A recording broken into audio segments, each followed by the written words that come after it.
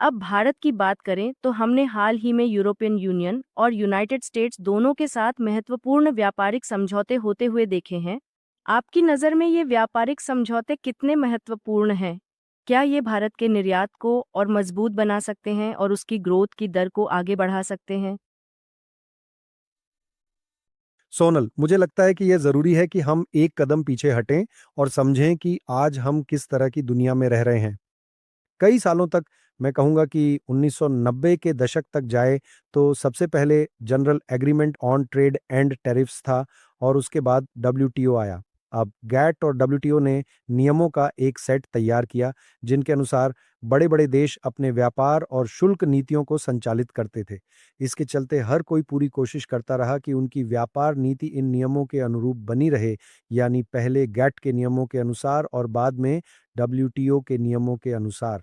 लेकिन वास्तव में हमने देखा है कि लगभग 30 साल तक चलने वाली यह बहुपक्षीय व्यापार प्रणाली अब टूटने लगी है और इसकी वजह से अब बड़े देशों के बीच द्विपक्षीय समझौते करना दिन-दिन बहुत ज्यादा जरूरी होता जा रहा है। बेशक भारत पहले ही ऐसे कई समझौते कर रहा है। हमने ऑस्ट्रेलिया, न्यूजीलैंड के साथ और ईएफटा के साथ, जो कि यूरोप के देशों का एक समूह है, समझौते किए हैं। हमने यूएई के साथ भी एक समझौता किया है। और बेशक यूरोपीय संघ के साथ ये समझौता काफ़ी महत्वपूर्ण है।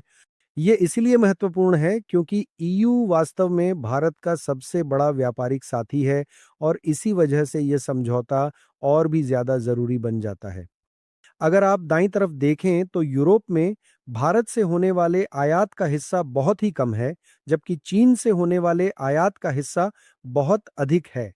अब जाहिर है, भारत और यूरोप के बीच हुए इस व्यापार समझौते की वजह से भारतीय निर्यातकों के लिए लाभ होगा, जिसका हमें उम्मीद है कि वे फायदा प्राप्त कर सकेंगे।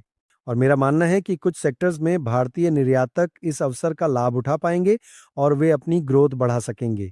लेकिन साथ ही याद रखें कि किसी मुक्त व्यापार समझौते का वास्तविक लाभ केवल सक्षम कंपनियों या सक्षम निर्यातकों को ही मिलता है, दोनों क्षेत्रों में। तो मैं ये भी कहूँगा कि निश्चित रूप से कुछ यूरोपीय आर्थिक हितधारकों को भी लाभ होगा, चाहे वे कंपनियां हों या निर्यातक, क्योंकि अब वे भारत में पहले से अधिक प्रतिस्पर्धात्मक तरीके से निर्यात कर पाएंगे।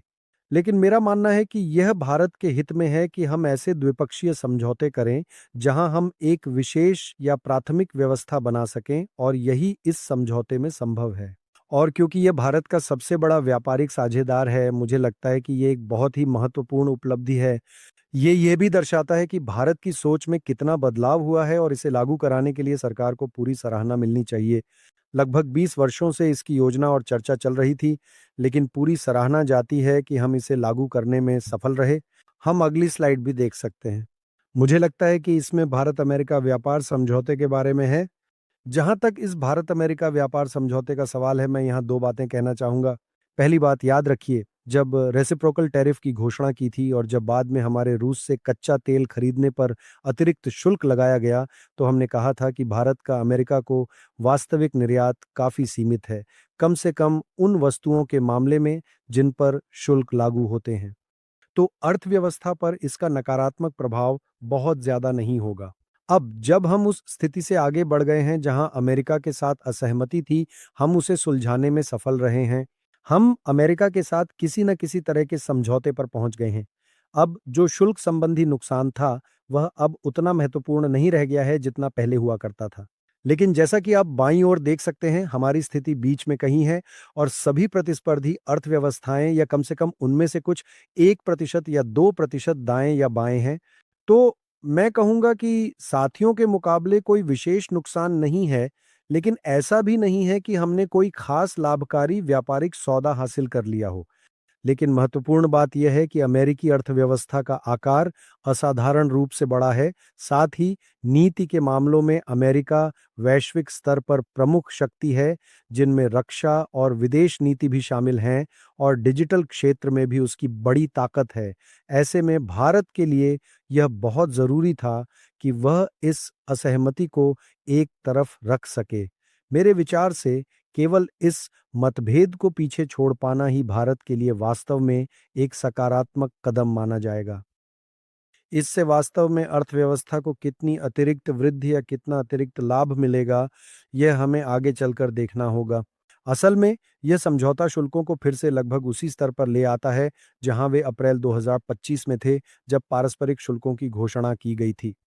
तो सरल शब्दों में कहूं तो मुश्किल हालात में ये एक ठीक नतीजा है और हम गतिरोध की स्थिति से बाहर निकल आए हैं। यह अच्छी खबर है। म्यूचुअल फंड निवेश बाजार के जोखिमों के अधीन है। योजना से जुड़े सभी दस्तावेजों को ध्यान से पढ़ें।